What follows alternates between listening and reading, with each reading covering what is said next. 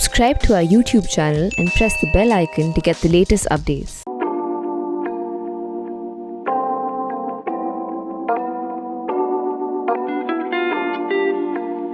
The Indian summer monsoon this year advanced very quickly through the country before getting slowed down by an unusually long monsoon break that ended up delaying the monsoon in northwest India by a couple of weeks. In fact, the Indian Meteorological Department this year ended up failing to predict this monsoon break and was repeatedly giving wrong predictions. In this video, I will explain the underlying physics behind weather prediction and why, despite significant technological developments, weather forecasts often go wrong. This is Mohana Basu and you're watching Pure Science. Every physical phenomenon, be it static or dynamic, can be described using a set of equations. For example, an object moving in a straight line on a two-dimensional plane at a constant velocity can be described by this simple linear equation. Here, x0 describes where the object was initially, v describes the velocity at which it was moving, and t is the time that has passed. Even when considering more complicated scenarios such as liquid flowing through a pipe or how fast an object will heat up or cool down, physics has well-defined laws described by sets of equations that govern these. In fact, fluid dynamics is a whole field of research devoted to determining how gases and liquids will behave. Its applications ranges from designing aircraft to engineering waterworks and sewage systems and understanding the atmosphere. Similarly, thermodynamics, which deals with the movement of heat, is defined by a set of laws and equations that can accurately predict the flow of heat and pressure. Together, equations of fluid dynamics and thermodynamics form the basis of weather prediction. The underlying principle is to measure different variables that affect weather, such as temperature, pressure, humidity, and wind conditions. These measurements are then fit into the equations that describe the atmospheric phenomenon to arrive at what would happen after a certain amount of time passed. But atmospheric processes are much more chaotic than the example I gave of a single object moving on a two-dimensional plane. Imagine now if the same plane had another moving object in a straight line. The future path of the first object can vary based on whether or not the second object will collide with the first one. Now suppose if the plane on which it was moving was soft, like a sheet of fabric. How the weight of the moving object creates a depression on this fabric would also influence the path of the first object, even if the two did not collide. Similarly, it is not enough to know the equations that define the weather phenomenon. Weather forecasts also have to know how different phenomena will affect each other. What has been observed by scientists over the last hundreds of years is actually used to create these equations or models. These models are then used to extrapolate as to what will happen in the future. The equations used in these models are known as partial differential equations.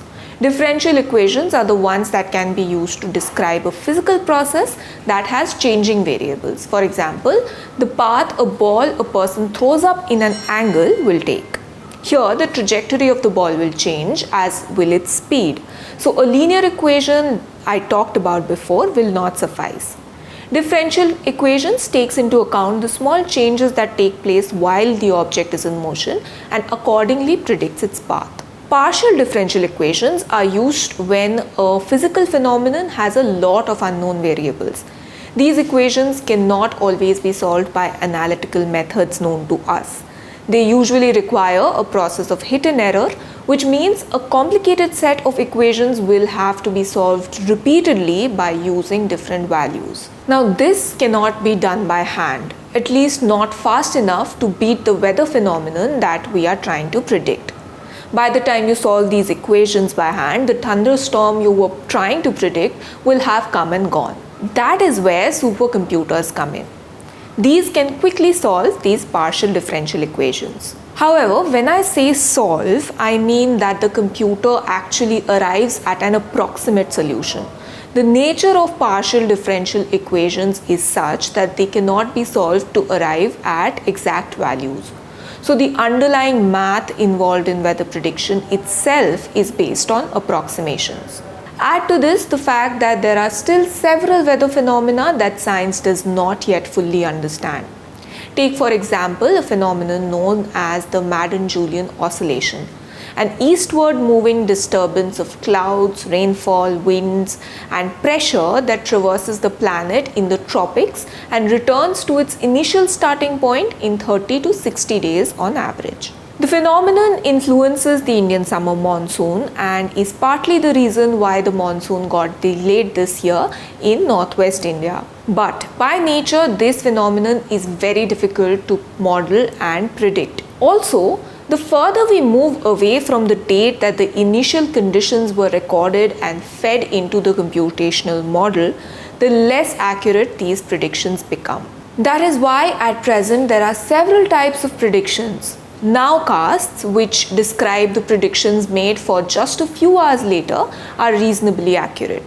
Similarly, short-range forecasts spanning up to 2 or 3 days are also very accurate. Long-term forecasts, such as those given by IMD right at the beginning of the monsoon season, are usually good at predicting the season's averages.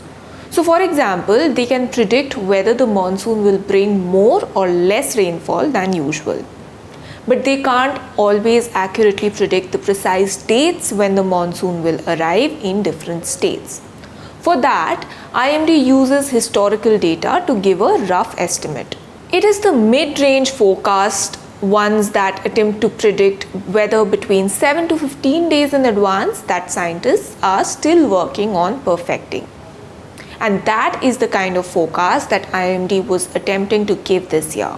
While it did manage to provide an accurate monsoon forecast for most of the country, as soon as other intra-seasonal phenomena such as the Madden-Julian oscillation came into play, the model failed. Currently, weather forecasting stations try to work around this by continuously updating the predictions. Now, all of this was about modeling and computing, so to speak, the brains of the weather prediction ecosystem. But how does the weather prediction system sense the ground initial conditions required to run this prediction model? For weather prediction to be absolutely perfect, scientists would need to know the conditions at every point on the Earth's surface. Scientists collect data from sensors and weather stations across the country, which transmit information about local temperature, precipitation, humidity, wind speed, its direction, atmospheric pressure, and more. The information is captured every 6 to 12 hours and then fed into a weather model. We know from personal experience how much weather conditions can change over a distance of just a few kilometers. Sometimes one part of the city gets a lot of rain while the other does not. Sea surface temperatures, ocean currents, atmospheric pressure, all of these similarly differ at various points. But it is practically not possible to have weather stations, radars or buoys covering every single part of the Earth. So this means there are always certain blind spots from where data cannot be simultaneously collected. Sometimes even the existing radars malfunction. All of these add to the errors, or what in technical terms is known as noise, in the prediction system. The worse the quality of the initial data, the worse the final prediction. Of late, there is another confounder to weather predictions, and that is extreme weather events and climate change. So for example, in 2019, the IMD had predicted a normal June to September monsoon with rainfall of 96% of the long period average. Instead, the monsoon saw an excess rainfall of 110% that caused floods in major cities such as Patna and was the highest ever rainfall recorded in the country as a whole since 1994. But here's what had happened.